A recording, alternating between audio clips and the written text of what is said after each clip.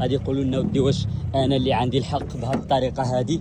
شوف دخلت عادي، شوف انا نخلي الروايد كيف ما هما، ها جيت داخل هاد الجهه نخلي الروايد ديالي كيف ما هما. كنتغنى انه السيد ها هو معايا دابا وانتم اللي غادي تحكموا. كنقول له ودي الا وقفت في شي بلاصه بحال هيدا، شوف انا عملت السينيال ديالي غادي ندخل هنا، الا وقفت في شي بلاصه بحال هيدا من الاحسن كيف ما كنقولوا هاد الضمان هذا انا وقفت صافي نخليه في موطعو، ياك ماشي ضروري انه نعاود الروايد ديالي ياك هو الاول وكذا وديك التخربيق، حيت انا ماشي واقف في الطريق. انا غادي نشرح لكم بالضبط.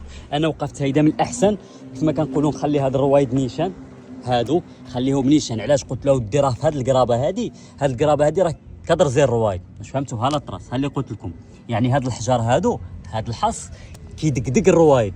شوف الرويده باقا جديده، اذا قلت له من الاحسن انا كيف ما جيت ياك كيف ما وقفت راه خصني نخلي الروايد ديالي. اذا الا مثلا انا جيت ووقفت هيدا يعني دخلت